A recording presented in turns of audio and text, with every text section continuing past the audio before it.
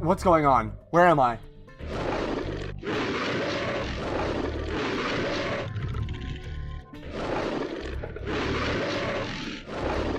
My sins?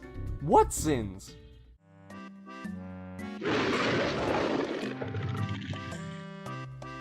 That was yours? Sorry, I ate it.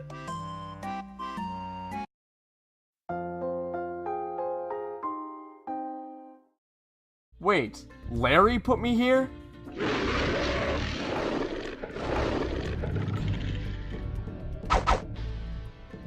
Wow, thanks.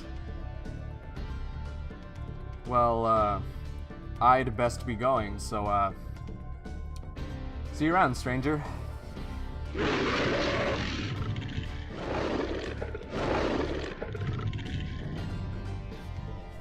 What now?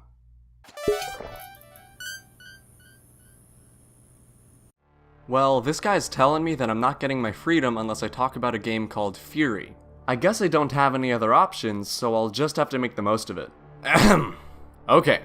Furi is an action game from a studio called The Game Bakers that came out in 2016. It features a somewhat simplistic combat system and a more or less vague yet intriguing story. But what it lacks in extra gameplay aspects, it more than makes up for in the variability and difficulty of in-game battles, as well as its overall style.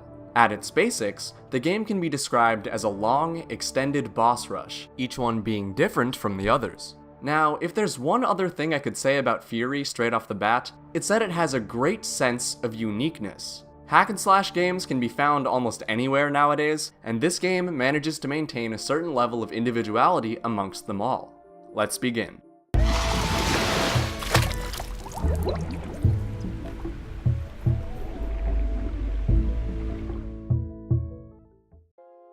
Furi is a game about a prisoner known as the Stranger. He was locked up in a sky prison for his supposedly horrid crimes, and has been there for what could be decades. We don't know exactly what he did, but he probably wrote one too many articles about how some games are related to Dark Souls or something. That'd land him 20 years at the least. We don't know exactly how long he was in here, all we know is that he was more than ready to escape. The jailer, otherwise known as the first boss of the game, constantly beat and tormented the Stranger, merely building up his resolve for departure. Then this bunny dude, known as the Voice, arrives to free the Stranger. He was trapped in the sky prison as well, and he needs the Stranger for something he alludes at for the whole game, and you don't find out what that thing is until the end, which I will get to later. So, he sets the Stranger free and grants him with the means to battle and kill the jailer, as well as all of the other jailers. Over the course of the game, you do exactly that. You kill the first jailer, and as you progress, you kill the rest of your jailers, and then, spoiler warning here, if you haven't played the game yet, then skip ahead to this timestamp because I really recommend you play it.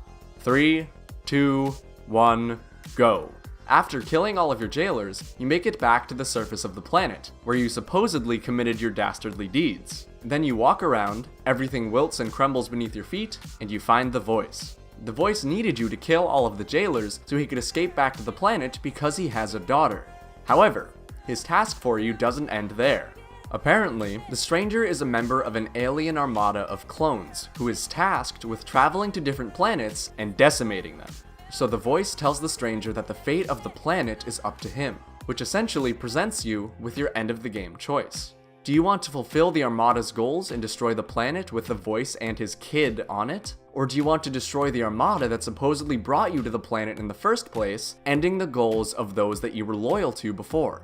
On my first playthrough, I killed off the Armada. I mean, come on, this guy broke me out of jail and got me back to the planet. Am I just gonna betray him like that? Not a chance. Also, apparently my memory got wiped, so I don't remember these guys anyway. Anyway, moving away from the story, you're introduced to the gameplay as soon as the Voice lets you out of your prison. I would get straight to the combat, but first, we have some ground to cover.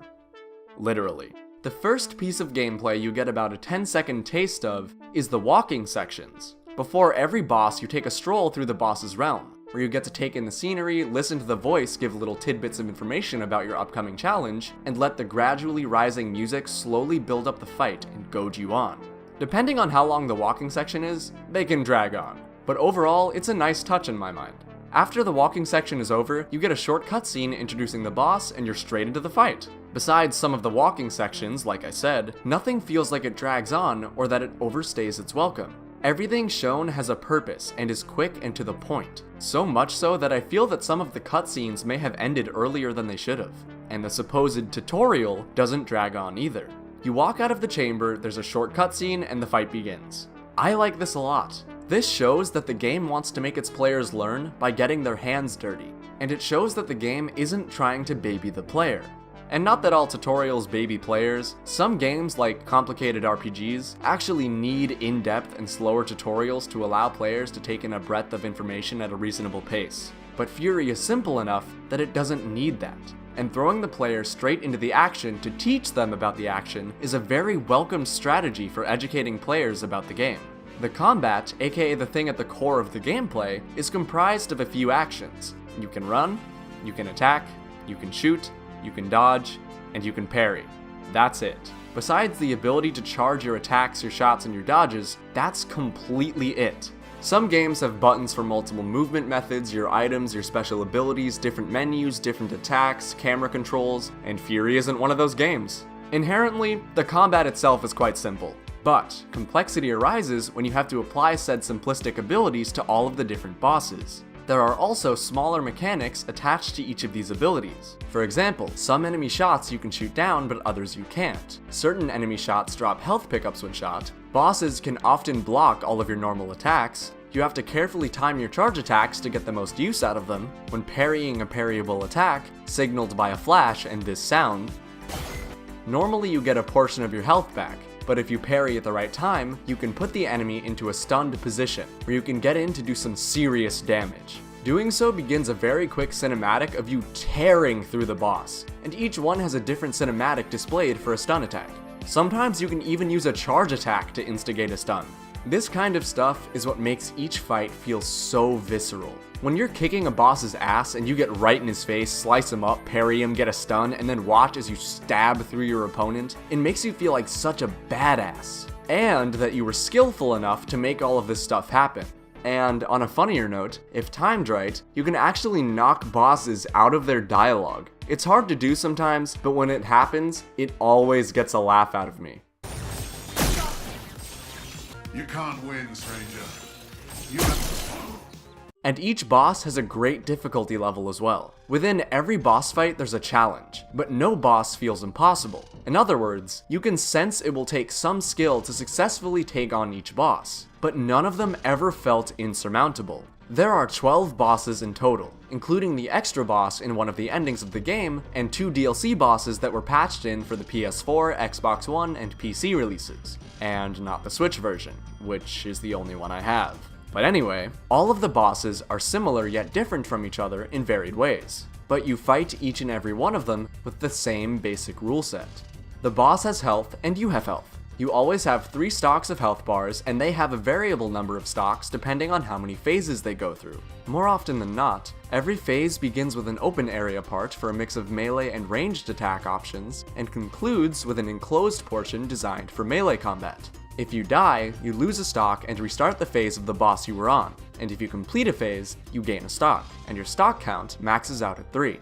After you beat the game once on the normal Furi mode, you can unlock Furier mode, which increases the speed and number of attacks each boss has. Now, I won't talk about all of the bosses because I gotta leave some room for personal experience, but I will talk about my favorites and least favorites. My first favorite boss is Time Guy. Okay, his actual name is The Line, but Time Guy just fits. Time Guy, if you didn't pick it up already, manipulates time to his advantage. For example, there are multiple times throughout the fight where he freezes all of the projectiles in the arena, preventing use of your gun and forcing you to rely on melee capabilities. He also teleports around invisibly to attack you when you least expect it. But, you know, it's pretty easy to see coming. I really like this boss because he's the first showcase of really creative concepts in the game, and his boss fight was at the point when I began to feel really invested in this game. My next favorite boss is known as the Song. She utilizes blue energy wings to fly around the arena, and her weapon of choice is double crossbows. The majority of this fight you spend at a greater distance from her, so you're gonna need your gun the most.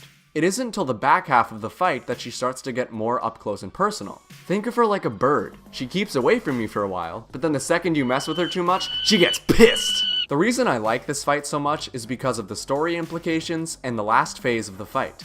In the story, you've beaten 5 bosses before her, and upon arriving to the arena, she offers you a chance to end your ceaseless violence in turn for peace. Every other boss has basically said, "You are bad, you die now," but the song is much kinder and offers the stranger peace instead of battle. You can actually end the game here prematurely by staying with her in this garden and not beginning her fight at all. But if you want the true good ending, you gotta fight her.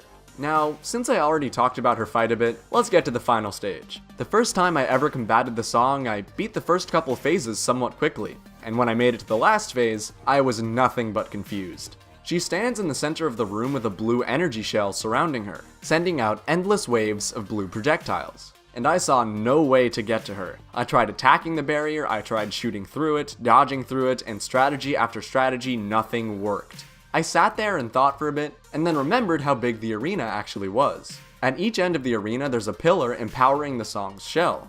In translation, you gotta destroy them to reach her. I don't know why I enjoyed this so much. This wasn't even that original, the same kind of pillar destruction mechanics were used in Time Guy's fight. I guess the fact that I literally had to think outside of the box being the edges of my TV screen, made me feel a little accomplished. And what I also liked is that with each pillar you destroy, the more obstacles you face. With the destruction of the first pillar comes a rotating yellow beam, the second an outward red wave, the third laser strikes from the sky, and then once the fourth one's destroyed, there's even more stuff to face. The build up here is very effective, and the fight as a whole really stood out to me. As much as I'd hate to get to the stuff I don't like, let's get to the stuff I don't like. Firstly, the technical first final boss of the game, the Beat, is way too fast and way too easy. And I don't mean she's the fast one, I mean you're the fast one. You walk into the arena, follow her to the end of the arena while dodging very simple attacks from turrets, attack her at certain points, and then you get the opportunity to finish the job in under 20 seconds. I get it, the in-game lore for the Beat is that she's a stupid kid way in over her head, but it could still be a harder fight. If they had upped the difficulty and added more challenges to face along the way, even if it's just more turrets and slimmer gaps to get over, the fight would have actually been more entertaining. Hell, they could have even added another section or two just to have more substance. But no, it's an overly simple boss that has an overly simple ending. Feels bad. Now, here's a boss that is already good, but could have been way better. The Edge, who I'm going to refer to as Samurai Guy, is just shy of being awesome. His whole shtick is that he's trained forever to fight the stranger, but he's quite an easy fight. All you have to do is learn his unusual fake-outs and attack patterns, and then you're golden for the first 2 phases. The final 2 take a little more finessing, but even they're not that hard. For a battle-hardened warrior who's trained for ages, he's kind of a cakewalk. Now, you're probably thinking, what makes this easy boss separate from this easy boss? Well, this one actively scurries away from you, and this one actually puts up a fight. And is fun to fight. If they had put even more variety into his attack timings, and if they maybe added a phase or 2 more to the fight, it would have been so awesome. But you can't get everything you want, I suppose. The last thing I really want to talk about is this game's atmosphere, because it provided me with exactly what I wanted, even though I didn't know this at the time. Now really, if this game does anything right, it's that. Just this. All this. Am I clear here? The game has very bright and vibrant visuals. There's eerie glowing machinery, dimly lit plant life in murky caves, radiant skies above cheerily colored ground. It's as if every setting for every boss fight complements the visual style perfectly. The game almost feels like it has 80s cyberpunk retro influences in a sense. Now, all of the visuals are nice, but I don't think I'll ever stop complimenting Furi's soundtrack. Every piece is made by a different artist, and each one has a vaporwave feel that perfectly ties into the theme of each area. This is one of those game soundtracks that's even cool to listen to away from the main game. And you can. You can find the whole soundtrack on major music platforms like Spotify and iTunes right now. But I digress. Yet again, this game's atmospheric elements really play into how unique it is amongst other hack and slash games. Aside from the few things I mentioned earlier, I got almost everything I wanted with this game. I went in with no expectations because I had barely ever heard of the game, and I came out very pleasantly surprised. It has a lot of thoughtful variations in its gameplay, it manages to feel badass without becoming too edgy, and it certainly doesn't overstay its welcome. Furi takes what it's got, flaunts it like there's no tomorrow, and then ends it right before it gets too repetitive. As a whole package, the game is really awesome, and being that it's only $20, I'd say it's definitely worth a buy. Some might think it's a little short for a price of that caliber, but there's room for multiple playthroughs with its multiple endings in different modes, and it feels so polished and refined.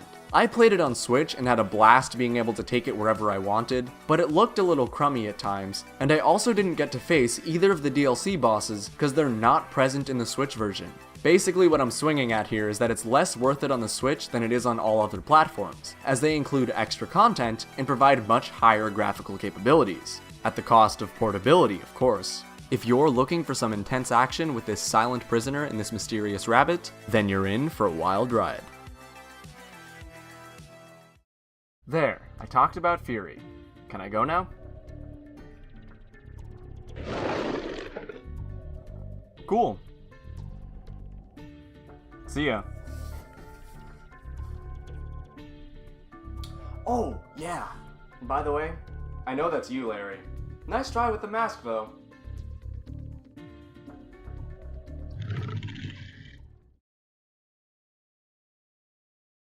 Hey there. Thanks for watching. If you enjoyed, make sure to hit the like button. If you really like this and want to see more of my videos in the future, then feel free to subscribe. If you want to watch more of my stuff right now, you can watch 2 of my previous videos on the left. Thanks again for watching, and I'll see you on the next one.